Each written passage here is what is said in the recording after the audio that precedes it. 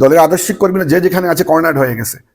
এবং যারাই আজকে আছেন, সামনে যদি দুর্যোগ আসে, আজকে কলেজ বিশ্ববিদ্যালয়ের অবস্থা দেখেন, ছাত্রদলের কোন জায়গায় কলেজ বিশ্ববিদ্যালয়ে আজকে যদি রোজার পরে বা এরপরে যদি আন্দোলন সংগ্রাম শুরু হয়, কোন জায়গায় ওনাদের অবস্থান আছে, কোন জায়গায় দাঁড়াতে পারবেন? হ্যাঁ, এমন না যে ছাত্রদলের নেতাকর্মী নাই, সবই আছে, কিন্তু আজকে গাইডলেস এদেরকে আজকে একটা সেন্ট্রাল কমান্ডের মাধ্যমে এদেরকে আজকে শক্তিশালী করার কোনো প্রক্রিয়া নাই, এবং এরা সবাই ক্ষতিগ্রস্ত হবে। কাজে আমরা সেই অ্যাঙ্গেল থেকে এই দলটা কারো বাপেন না। আরেকটা জিনিস বলি আপনাদেরকে, এই দলটা বানাতে গিয়ে আমাদের মতো হাজার হাজার নেতাকর্মীদের রক্ত ঘাম মিশে আছে। এটা কেউ কুক্ষিগত করে রাখতে পারবে না। বিএনপি কারো ব্যক্তিগত প্রাইভেট সম্পত্তি না, এটা আপামর জনগণের দল, এটা শহীদ রাষ্ট্রপতি জিয়াউর রহমান বেগম খালেদা জিয়ার দল। এটা কাজেই এই দলে আমাদের হিস্সা আছে। আজকে সময় এসেছে সেই হিস্সা নেওয়ার। যদি নমিনেশন দেওয়া হয় ভালো, আমরা দলের কমান্ড ফলো করে করে এই পর্যন্ত এসেছি। নমিনেশন দেওয়া হলে ভালো, আমরা মনে করবো যে দল আমাদেরকে মূল্যায়ন করেছে। দলকে গুছাতে হবে, এবং আমাদের মতো লোকজন যারা বা আরো যারা আছে তাদের সবাইকে বেরিয়ে এসে দলের কর্তৃত্ব নিতে হবে। সেই বিবেচনা থেকে আমি নির্বাচন করার জন্য দৃঢ় প্রতিজ্ঞ। মানুষকে উজ্জীবিত করে যাতে এখানে নারীরা, শিশুরা যারা রাস্তাঘাটে চলাফেরা করে তাদের জন্য নিরাপদে বাইরে পারে, ঘরে ফিরতে পারে।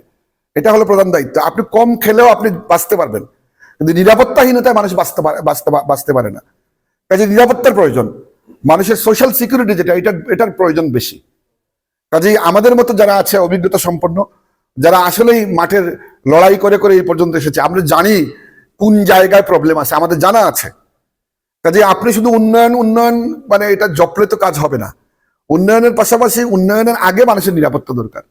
একটা নিরাপদ মানে জনবসতি যদি গড়ে ওঠে, উন্নয়ন অটোমেটিকলি হবে। উন্নয়ন তো মেয়রের কাজই উন্নয়ন করা, সরকারের বাজেট আছে, তারপরে প্রাইভেটলি আপনি উন্নয়ন করতে পারেন।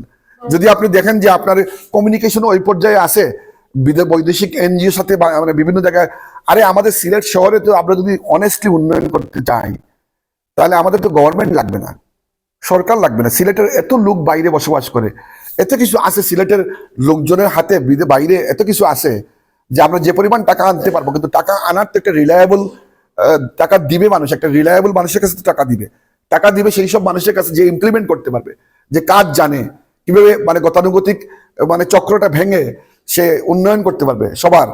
তো সেই জন্য কাজ জানতে হবে, সেই জন্য আপনার ওইভাবে এডুকেশন থাকতে হবে, আপনার এক্সপিরিয়েন্স থাকতে হবে। কাজেই আমরা মনে করি যে যদি সঠিক হাতে সিলেটের দায়িত্ব পড়ে, তাহলে এই 64টা জেলার মধ্যে একটা মডেল হিসাবে সিলেটকে দাঁড় করানো কোনো ব্যাপার না, শুধু সদিচ্ছার প্রয়োজন। আর বাকি কাজ তো তার কাজের গতিতেই হবে। ঠিক আছে, এই পর্যন্ত দেখেন, আপনারা যদি পুলিশের লিস্ট ঘাটাঘাটি করেন গত 17 বছর, দেখবেন আমি একজন আইনজীবী, 25 বছর থেকে আমি একজন আইনজীবী, আমি একটা পত্রিকার সম্পাদক হিসাবে 25 বছর থেকে দায়িত্ব পালন করতেছি। কিন্তু যখনই পুলিশের এনএসআই মানে ডিবির লিস্ট হতো, তখন ওইখানে নাম্বার 1 আমাকেই দিয়ে দেওয়া, আমি সন্ত্রাসী নাম্বার 1। তা আমি তো ভাই ব্যক্তিগত মারামারি কারোর সাথে জীবনে করিনি।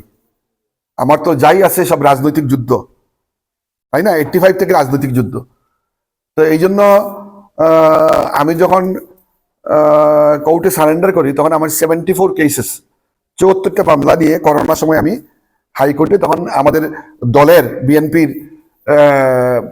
সুপ্রিম কোর্টের বার কাউন্সিলের সেক্রেটারি ছিলেন কাজল সাহেব, তো ব্যারিস্টার কাজল, উনি আমাকে সহায়তা করে। উনি তখন করোনার একটা মানে গ্রাউন্ড তৈরি করে উনি তখন আমাকে 74টা মামলা থেকে জামিন নিয়ে দিয়েছিলেন হাইকোর্ট থেকে, অর্থাৎ একটা ডাইরেকশন নিয়ে দিয়েছিলেন। আর ওই ডাইরেকশন নিয়ে আমি সিলেট কোর্টে আসি, আইসা আমার আইনজীবী সমিতির সাথে বসি, সবার সাথে বইসা এখানে আমরা, যেহেতু এগুলো মেরিটলেস কেস, এই কেসগুলো বেসলেস, মেরিটলেস, তখন আমরা কেসগুলোকে আমরা একটা 2টা 4টা করে আমরা কোর্টে আমরা হাজির হয়ে আমরা পার্মানেন্ট জামিনের ব্যবস্থা করি, এবং সেই থেকে আমি কোর্টে প্র্যাকটিস করি। এই পর্যন্ত মানে 74টা মামলা ছিল আমার উপরে আর কি। আপনাদের প্রশ্ন যেটা, 74টা মামলা ছিল আমার উপরে আর কি। দেখেন, নগরবাসীর উদ্দেশ্যে আমার বার্তা হলো একটাই, যে আজকে আপনারা দেখবেন যে আমাদের মতো অনেকেই যারা ইলেকশন করতে চায়, তাদের সকলেই লেবাস চেঞ্জ হয়ে গেছে। অনেকেই আমরা টাকনুর উপরে কাপড় পরি, অনেকে আমরা মাথায় টুপি দিই, অনেকে আমরা বেশভূষা বদলে ফেলছি। তো এটা দিকে যদি বিভ্রান্ত হয়, আজকে আমার ব্যাপারেই ধরেন, আমার ব্যাপারে সিদ্ধান্ত যদি নেগেটিভ হয়, মানুষের সঙ্গত কারণ তো থাকবে, তাই না? এখন দেখা উচিত যে কোন মানুষ দিয়ে কাজ হবে, আপনাদের দেখা উচিত যে এই নগরের নিরাপত্তাটা, এই নগরের আইন শৃঙ্খলা পরিস্থিতি কার দ্বারা নিয়ন্ত্রণ করা সম্ভব। আপনাদের দেখতে হবে যে এইখানে রাজনৈতিক ভাবে যে কে পরিপক্ক আছে, কার সেই হাতটা আছে যে প্রত্যেকটা ওয়ার্ডের প্রত্যেকটা পাড়া মহল্লায় সে প্রভাব বিস্তার করে মানুষের জানমালের নিরাপত্তা করতে পারবে। আপনাদের দেখা উচিত যে কার ওই পরিমাণে এডুকেশন আছে যে আসলে নগরটাকে একটা সুন্দর যানজট মুক্ত নগরী করতে হবে। পাশাপাশি এই যে হকারদের বিরুদ্ধে, শ্রমিকদের বিরুদ্ধে, যাদের বিরুদ্ধে আজকে বিভিন্ন অ্যাকশন হয় রাস্তাঘাটে বসলে, এদের তো বসার কোনো জায়গা নাই। আর রমজান মাসের দিন খুব খারাপই লাগে যখন হকারদেরকে উচ্ছেদ করে দেওয়া হয়। আবার এটাও মেনে নেওয়া যায় না যে হকাররা রাস্তার মাঝখানে বসে পড়বে, এটা তো কোনো সুস্থ নাগরিক ব্যবস্থা হতে পারে না। কিন্তু এদেরকে উচ্ছেদ করার আগে একটা পরিকল্পনা তো দরকার। আপনি হকারদেরকে উচ্ছেদ করে দিলেন, রিক্সা ড্রাইভারদেরকে উচ্ছেদ করে দিলেন, কিন্তু এটা পরিকল্পনা তো দরকার যে আমার একটা নির্দিষ্ট সময় দরকার, বা আমার একটা রাস্তা দরকার, আমার একটা বিকল্প রুট দরকার। এরাও তো মানুষ, এদেরকে যদি কর্মসংস্থান করে দেওয়া না হয় তাহলে সমাজে তো অস্থিরতা বাড়বে, এবং রুটি রুজির তো সবারই দরকার আছে। এটা পর্যাপ্ত না, এটা পর্যাপ্ত না। আপনি দেখেন কত হাজার সিএনজি আছে, কত হাজার রিক্সা আছে, কত হাজার ভ্যান গাড়ির ড্রাইভার আছে, তারপরে সবজিওয়ালা, এগুলা তরকারিওয়ালা আছে। তো এগুলা পর্যাপ্ত না। পর্যাপ্ত ব্যবস্থা করে দেওয়া হয়, মানুষ যদি ওইভাবে চায় যে আমি ওই জায়গা থেকে বাজার করবো, ওই 3-4 স্পট থেকে করব, এবং ওই স্পটে যদি সুন্দর ব্যবস্থা করে দেওয়া হয় তাহলে সম্ভব। আসলে একদিন আপনি যদি পরিকল্পনা করে যদি না করেন, এগুলো যদি মানে সমন্বিত পরিকল্পনা করে না করেন এবং এদেরকে কনভিন্স করে না করেন, তাহলে আপনি এগুলা কিছুই নিয়ন্ত্রণ করতে পারবেন। আমাদের সমাজ ব্যবস্থা এমন না, আমাদের রাস্তাঘাট এমন না, আমাদের জায়গা এমন না যে আমরা চাইলেই অনেক কিছু করে ফেলতে পারবো। এটা নিখুঁত পরিকল্পনা দরকার, সবাইকে নিয়ে বসে, সবার সম্মতি নিয়ে, সবাইকে নাগরিক সুবিধা অসুবিধা সবাইকে বুঝিয়ে বলে মানুষকে কনভিন্স করতে হবে। ওইভাবে তাড়াহুড়া করে একদিন বসলেন, 3 দিন বসলেন না, এইভাবে কনভিন্স হবে না। পাবলিককে কনভিন্স করতে হবে, সুবিধা অসুবিধা বোঝাতে হবে। এগুলা দুরূহ কোনো বিষয় না। আপনার কানেক্টিভিটি দরকার মানুষের সাথে, আপনার সেই কানেকশন আছে কিনা। সেই কানেকশন থাকলে আপনি সেটা সবকিছু কন্ট্রোল করতে পারবেন।